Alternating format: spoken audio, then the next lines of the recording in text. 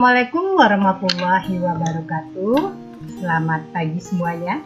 Bagaimana kabar kalian pada pagi hari ini? Semoga kalian selalu sehat, selalu dalam perlindungan Allah Subhanahu wa taala, dan tentunya selalu bersemangat mengikuti pembelajaran dari ini. Anak-anakku sekalian, bertemu kembali dengan Ibu Eva Purwanti. Kita masih belajar bahasa Indonesia kelas 9 semester 1. Kali ini kita akan belajar mengenai tema mengembangkan kreativitas melalui cerita pendek. Anak-anakku sekalian, adapun tujuan kompetensi dasar yang akan kita capai pada hari ini adalah 3.5, yaitu mengidentifikasi unsur pembangun karya sastra dalam teks cerita pendek yang dibaca. Adapun tujuan pembelajaran kita ada 5. Pertama, diharapkan setelah menonton video ini, kalian dapat menentukan definisi atau pengertian cerpen.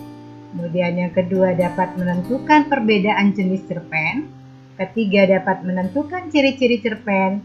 Dan keempat, menentukan unsur-unsur intrinsik dalam cerpen. Dan yang kelima, menentukan unsur ekstrinsik dalam cerpen. Itu anak-anakku sekalian, tujuan pembelajaran kita hari ini.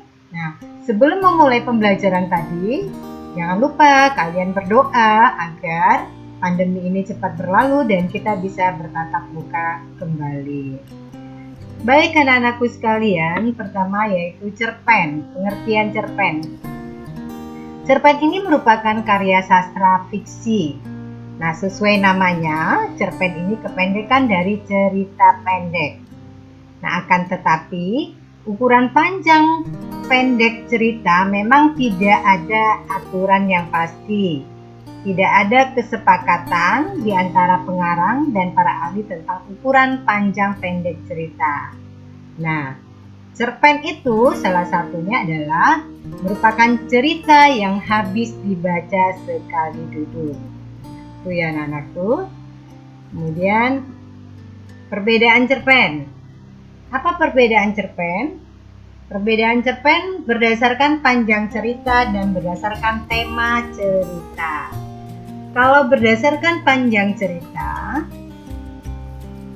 pertama yaitu cerpen mini. Cerpen mini ini cerpen dengan penyajian cerita yang sangat singkat. Cerpen ini biasanya disebut dengan short story. Jumlah kata dalam penulisan cerpen mini ini adalah 500 sampai 1000 kata. Sedangkan masih berdasarkan panjang cerita, cerpen ideal atau cerpen sedang, artinya cerpen ideal ini mempunyai panjang cerita yang sedang, tidak terlalu pendek tetapi juga tidak terlalu panjang.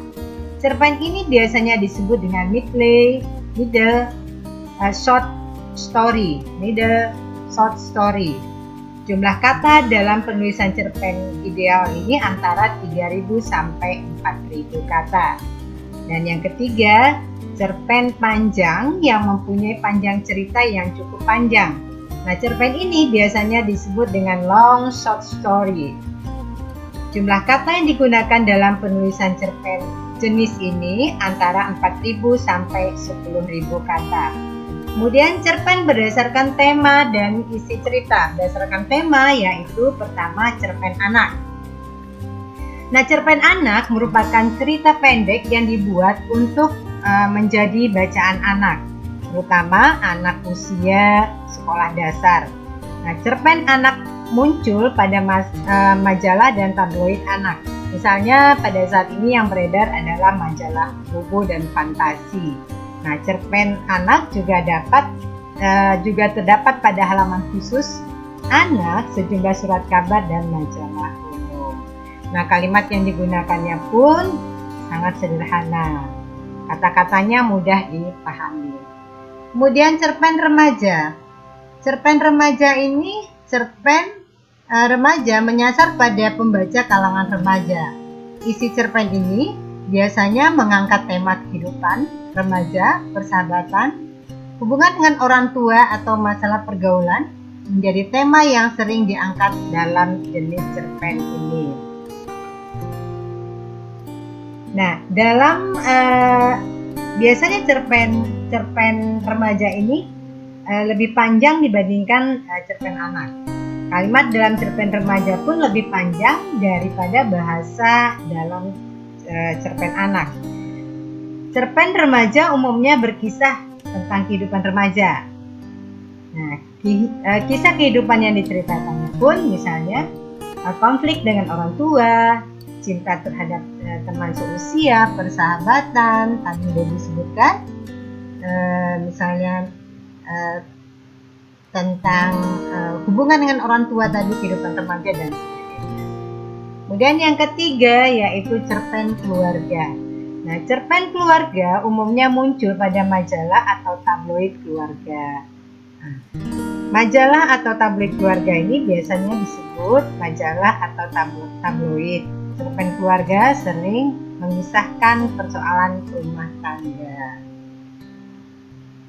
Itu perbedaan cerpen berdasarkan panjang cerita dan berdasarkan tema cerita.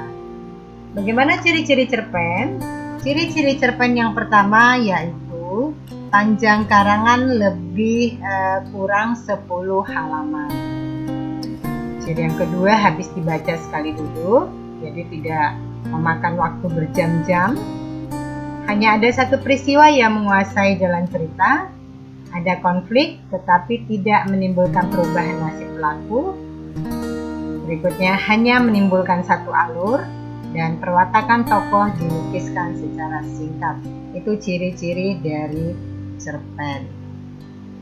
Dan Ibu lanjutkan unsur-unsur pembangun dalam cerpen. Unsur-unsur pembangun dalam cerpen ini yaitu pertama, tema. Tema adalah landasan dasar sebuah cerita. Sebelum Ibu lanjutkan ke unsur-unsur pembangun dalam cerpen, itu ada unsur intrinsik, ada unsur ekstrinsik.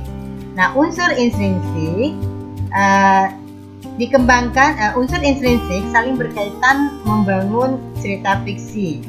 Unsur intrinsik itu unsur yang membangun suatu karya sastra dari dalam. Apa saja unsur intrinsik tersebut? Pertama yaitu tema. Tema adalah landasan dasar penulisan cerita. Nah, sebagai dasar cerita, tema akan dikembangkan menjadi jalinan cerita. Nah, tema menjadi pengikat dari awal sampai akhir cerita. Nah, tema yang dikembangkan dalam cerpen sangat beragam, seperti masalah sosial, religius, kepahlawanan, tentang kehidupan, hingga cinta kasih. Itu tema. Dari mana kita mendapat tema? Tema itu bisa kita dapat dari pengalaman kita, dari kisah nyata, kemudian dari daya hayal. Kita juga bisa mencari tema di situ dari pengamatan yang kita lakukan. Bisa kita jadikan sebuah tema. Kemudian alur. Alur ada 3, alur maju, alur mundur, dan alur campuran. Nah, alur maju jika peristiwanya itu diceritakan dari awal hingga akhir. Kemudian kalau alur maju peristiwanya itu alur mundur peristiwanya itu diceritakan dari pengalaman masa lalu ke masa sekarang. Campuran dari masa lalu, kemudian masa sekarang dia ceritakan kembali ke masa lalu. Nah, yang ketiga yaitu latar. Latar di sini akan Ibu jelaskan ada latar tempat, waktu, suasana, dan sosial budaya. Kalau latar tempat itu berkaitan dengan lokasi terjadinya kejadian pada sebuah cerita.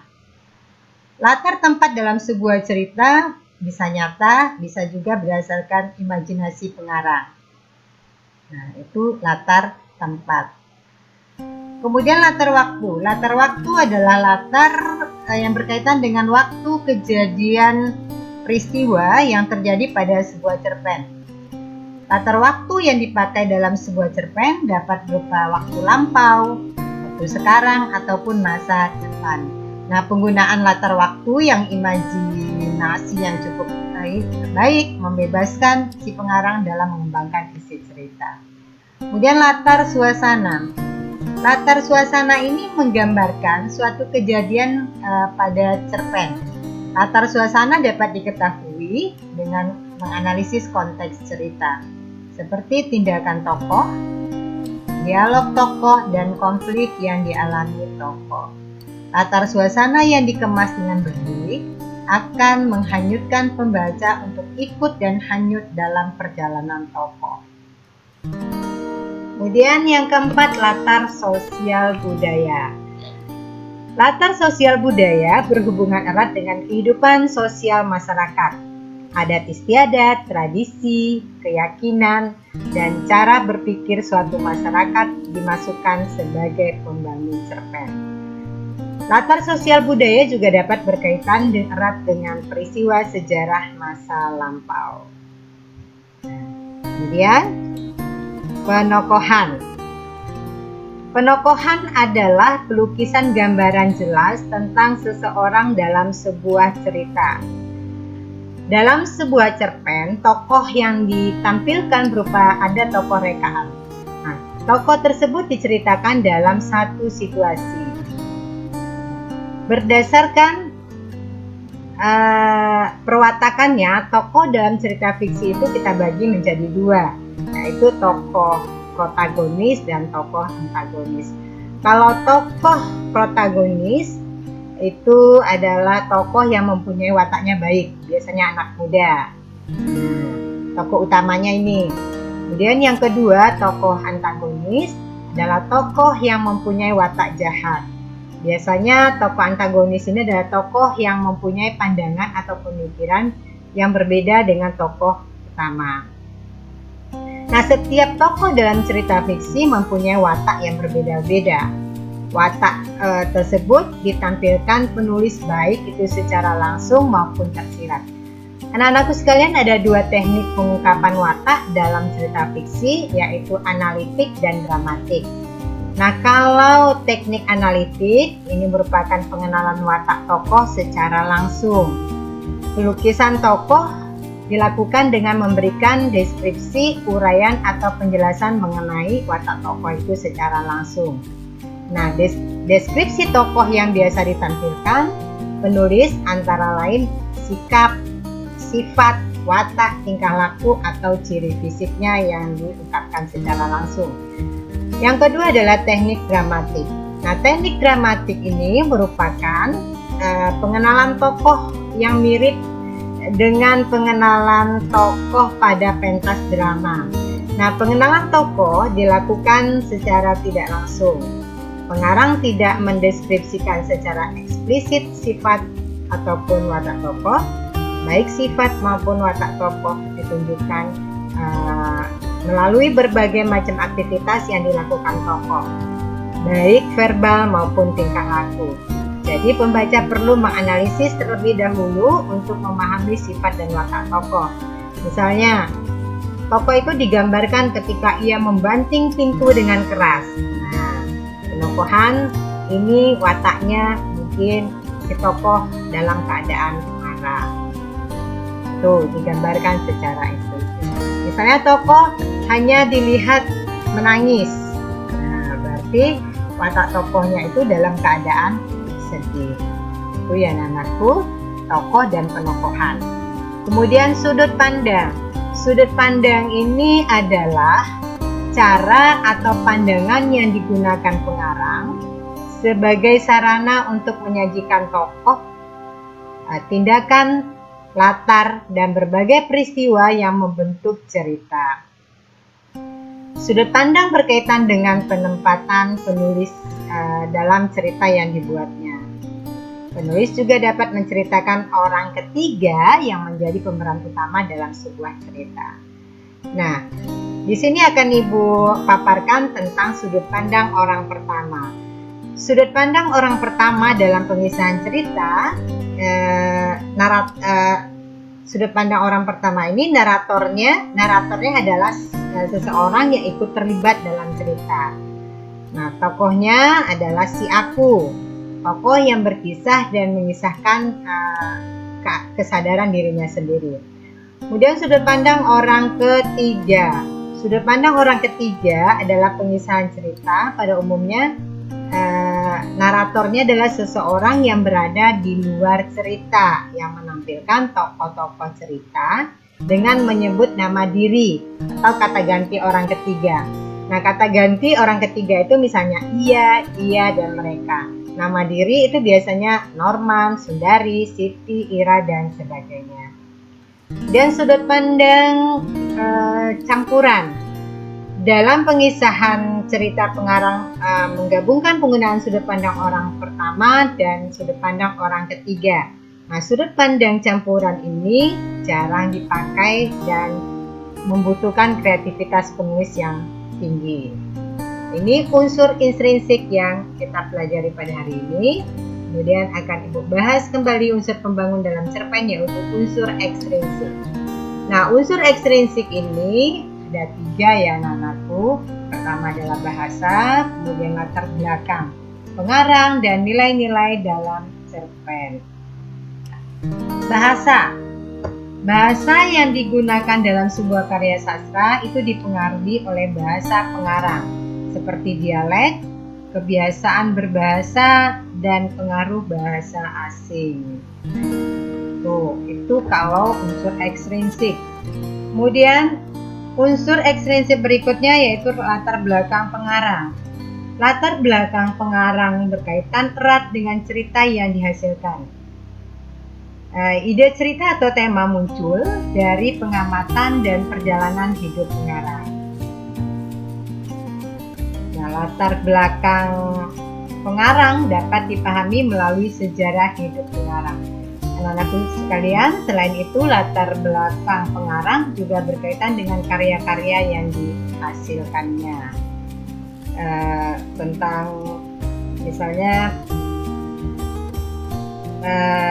latar belakang pengarang itu terdiri dari atas biografi pengarang, kondisi psikologisnya, latar belakang pendidikannya, daerah asal, dan aliran sastra yang dianutnya.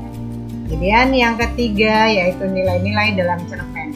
Nilai-nilai dalam cerpen ada nilai moral, ada nilai sosial, budaya, religi, dan politik.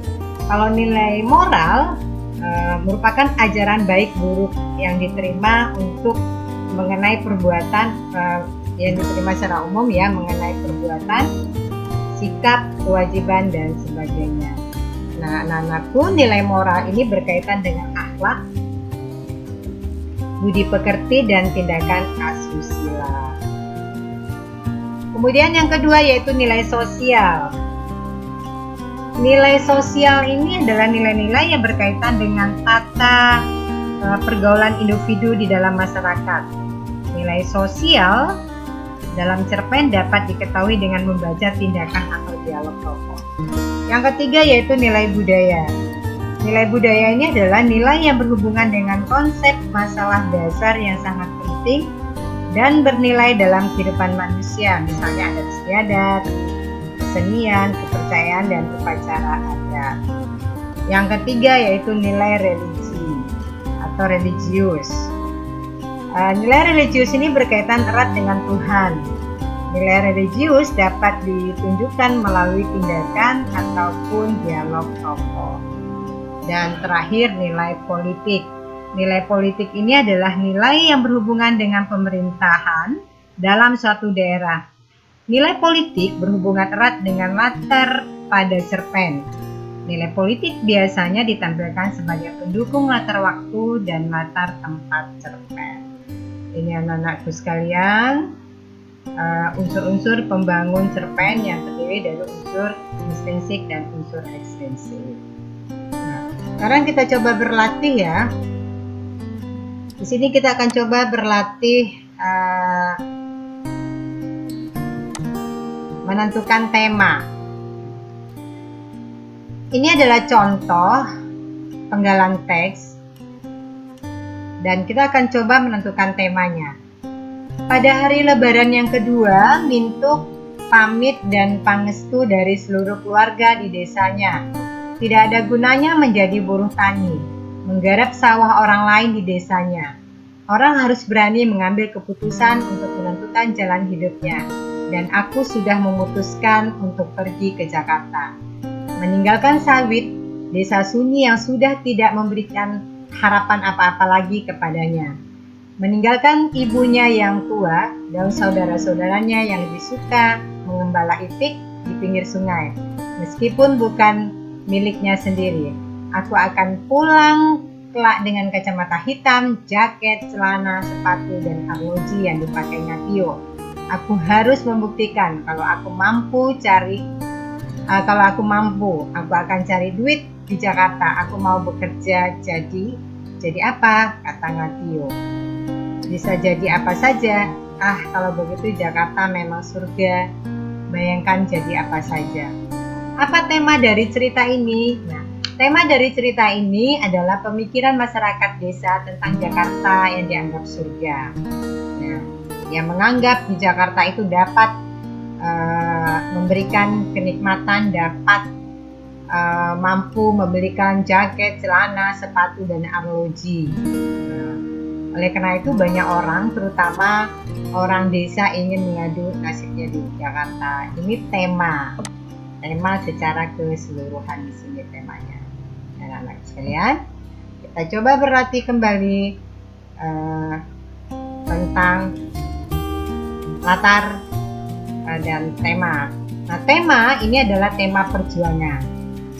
Tadi kita tema secara keseluruhan, ini boleh juga ini tema perjuangan. Ada latar tempat, ada latar waktu, ada latar suasana. Di dalam teks ini latar tempatnya yaitu di sini di buku Kiki Jantung Afdeling Parepare. Ini adalah latar tempat. Nah, ini latar tempat. Latar tempatnya di Parepare, Sulawesi Selatan. Ini latar tempat dialog atau peristiwa ini terjadi. Dan latar waktunya. Mana latar waktunya? Ini Desember masa lalu ya, Desember 1946. Nah, ini peristiwa Desember 1946 ini adalah latar waktunya. Bagaimana suasananya? Suasananya yaitu menegangkan. Dari mana kita mengetahui suasana ini menegangkan? Ada dialog antara tokoh aku dengan tokoh Rahim. Nah, dilakukan tokoh aku dan tokoh Rahim. Ini tegang karena di sini siap-siap saja. Aku coba setenang mungkin meski dadaku tentu saja kembali bergolak. Ini dia tegang atas bergeraknya tentara Kenil ya, Belanda pada saat itu. Ini salah satu saja anak-anakku sekalian cara mencari latar, kemudian tema, dan kalian bisa mencari amanatnya, bisa mencari pesannya dari tugas-tugas yang akan Ibu sampaikan. Demikian anak-anakku sekalian yang dapat Ibu sampaikan. Terima kasih. Ingat ya anak-anakku, saya bukan yang terbaik, namun saya belajar menjadi yang terbaik. Nah, sampai jumpa kembali di materi berikutnya.